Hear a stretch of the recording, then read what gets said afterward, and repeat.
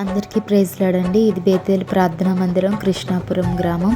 ఈ ప్రార్థనలు బట్టి పనులు జరిగిస్తున్న దేవునికి మహిమ కలుగును గాక. అయితే నేను మొన్న వీడియో పోస్ట్ చేశాను కదండి. తర్వాత 2 రోజులు వర్క్స్ ఏమీ ఆగిపోయాయి అనమాట.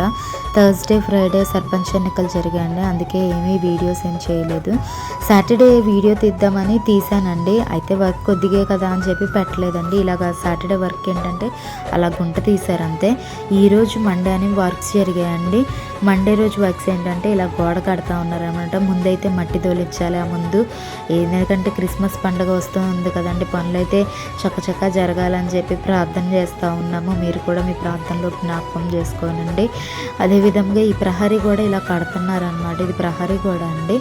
అయితే వర్క్స్ ఈరోజు అయితే ఇవి జరుగుతూ ఉన్నాయి, మండే వర్క్స్ అనమాట. దేవుడైతే ఏ పనిని ఆగకుండా ముందుకు కొన్ని విషయాల్లో ఆగిపోతున్నా, కొన్ని విషయాల్లో జరిగిస్తున్నారు. అందుని బట్టి దేవుడికే మహిమ అండి. అయితే బయట వర్క్స్ జరుగుతున్నాయి కదండి, గోడ కడుతున్నారు. రాళ్ళు చూస్తే యువతలు ఉన్నాయి, వర్క్ ఏమో అవతలు జరుగుతూ ఉంది. అయితే చర్చ్లో ఆడవాళ్ళు ఉన్నారండి.